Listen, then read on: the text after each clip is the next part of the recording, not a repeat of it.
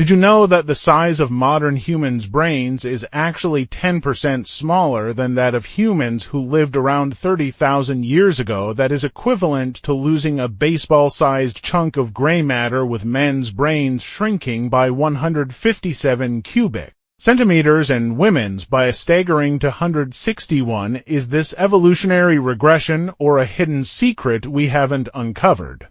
This is not speculation, but a conclusion from decades of research by paleoanthropologists worldwide. Measurements of hundreds of fossil skulls unearthed across every continent show that human brains grew steadily for millions of years, but suddenly stopped and began shrinking between 10,000 and 30,000 years ago, and the shrinkage rate is 14 times faster than the previous growth rate. There is definitely more to this story. Some people say, could it be that as humans' bodies got smaller, our brains shrank along with them? It's true that body size and brain volume are usually correlated, but after scientists crunched the numbers, they found that the decline in human body weight during the same period can only explain 20 cubic centimeters of brain shrinkage. The remaining nearly 200 cubic centimeters cannot be accounted for by body size changes, and what's more, body shrinkage happened thousands of years earlier than brain shrinkage. Could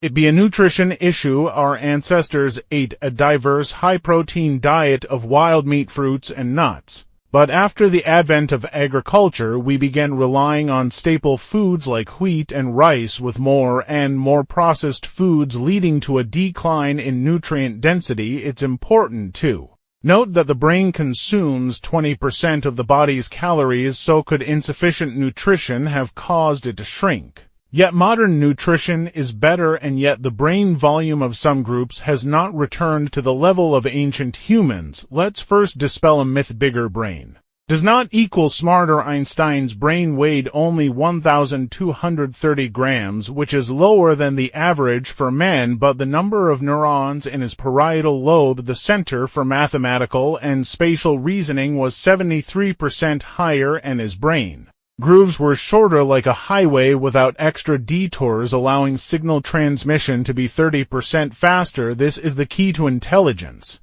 Scientists have discovered an interesting phenomenon. All domesticated animals have smaller brain volumes than their wild ancestors. Dogs are 20% smaller than wolves, and domestic sheep are 15% smaller than wild sheep. Could this be related to humans? Evolutionary anthropologist Brian Hare proposed the self-domestication hypothesis. When humans formed larger communities, aggression became harmful, and cooperation and kindness became more conducive to survival.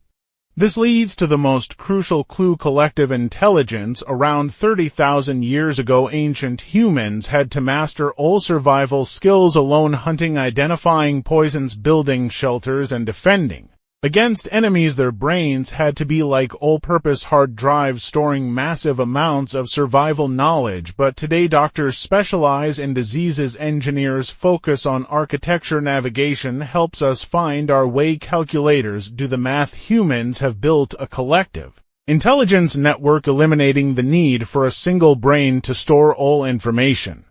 So brain shrinkage is not regression, but precise optimization through evolution. Our brains no longer pursue large volume storage, but instead focus on high-efficiency computing. White matter. The brain's wiring has higher density, allowing smoother signal transmission. The hippocampus, the memory center, is more developed, enabling quick extraction of key information. Neural connections are denser, enhancing the ability to handle complex problems. It's like a bulky old supercomputer evolving into a lightweight and efficient smartphone, smaller in size but doubling in performance.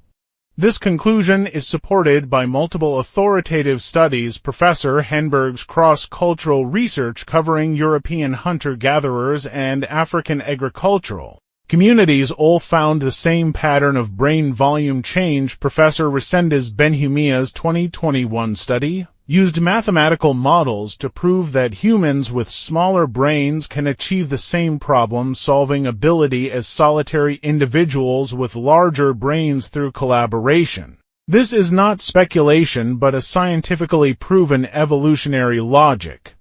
What does this mean for us? In fact, everyone is benefiting from this brain upgrade. We don't have to memorize all knowledge by heart, but instead learn to retrieve it quickly. We don't have to fight alone, but instead excel at team collaboration. We don't have to fear complex environments, but instead can quickly adapt and innovate. This is the advantage of modern human brains and the core reason we can build civilizations and achieve technological breakthroughs. Now let's reveal the final truth. The fact that modern human brain volume is smaller than that of ancient humans is not evolutionary regression, but a precise upgrade through natural selection. Once humans learned to collaborate and build collective intelligence, the brain no longer needed to pursue large size, but instead evolved to be more efficient, more socially adept, and better able to adapt to complex societies. This is the real reason behind brain shrinkage, an astonishing answer about the wisdom of evolution.